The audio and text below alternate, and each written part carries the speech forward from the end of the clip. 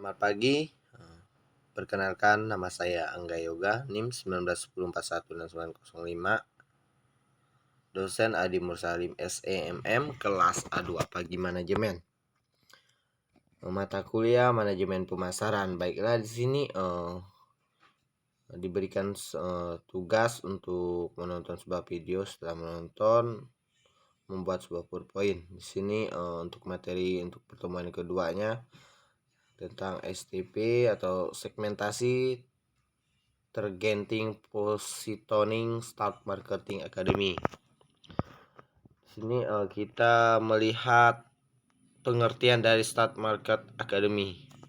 Segmentasi pasar menurut Philip Kotler and Gary Armstrong adalah pembagian sebuah pasar menjadi beberapa kelompok pembelian berbeda. Segmentasi pasar dapat dimasukkan sebagai pembagian pasar yang berbeda atau heterogen menjadi kelompok-kelompok pasar yang homogen, di mana setiap kelompoknya bisa ditargetkan untuk memasarkan suatu produk sesuai dengan kebutuhan, keinginan, ataupun karakteristik pembeli yang ada di pasar tersebut. Kenapa perlu segmentasi? Karena tidak ada multi-billion dollar yang memasarkan produknya ke semua orang, atau open multi-billion dollar corporation don't sell to everyone. Jadi tidak ada orang yang sukses itu menjual produknya ke semua orang. Rata-rata ada segmen yang dipilih. Ini produk positioning. Positioning itu adalah apa nilai tawar kita dan apa pembedaan kita dari kelebihan produk yang ditawarkan. Dan berbeda dengan segmen itu memilah dan mengelompokkan sesuatu yang akan dipertunjukkan pada produk segmen tersebut. Posisi pada positioning itu, yang pertama itu posisi customernya masih campur. Kedua, posisi segmenting dipisah-pisahkan. Positioning atribut produk. Positioning berdasarkan atribut adalah memposisikan produk dengan memperhatikan atribut atau sifat, misalnya simbol, lambang, ukuran, warna, keberadaan, dan sebagainya. Sirup marjan adalah salah satu contoh sukses dalam memanfaatkan atribut produk. Bulan Ramadan dipilih sebagai penciptaan produk yang berhasil melekat di benak konsumen. Manfaat produknya. Sebuah produk tentu diciptakan dengan kegunaan tertentu. Beberapa produk sejenis biasanya memiliki fungsi yang sama.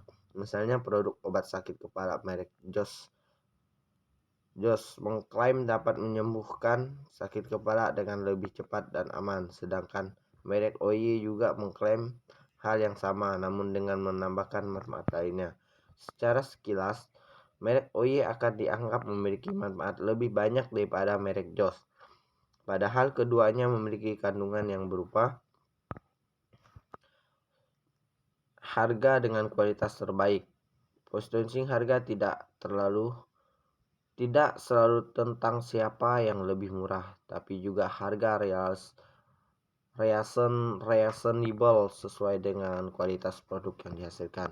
Produk dengan harga yang lebih murah dan memiliki kualitas lebih baik daripada produk persaing akan membuat produk tersebut lebih melekat dan di benak konsumen.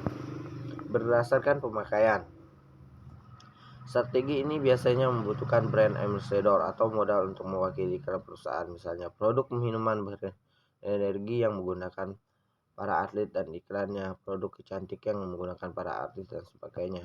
Setiap toko iklan yang dipilihkan biasanya memiliki kekuatan tersendiri untuk mengangkat citra produk tersebut.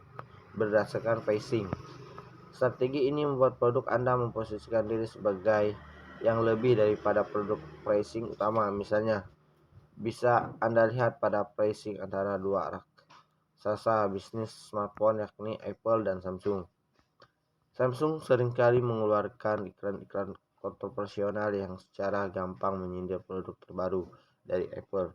Begitu pula Apple yang pernah menyindir smartphone bersistem operasi Android.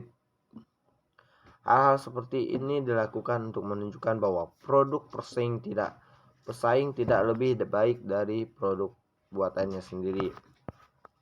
kategori produk. Strategi ini berusaha menempatkan suatu produk sebagai market leader dalam suatu kategori produk tertentu. Biasanya modal bisnis yang menggunakan strategi ini hanya fokus pada suatu merek, walaupun sebenarnya memiliki beberapa merek lainnya. Misalnya Indofood yang lebih fokus mengembangkan merek Indomie. Kenyataannya Indofood juga memiliki beberapa merek mie lainnya seperti Supermie, Sarimi, Sakura, dan masih banyak lagi.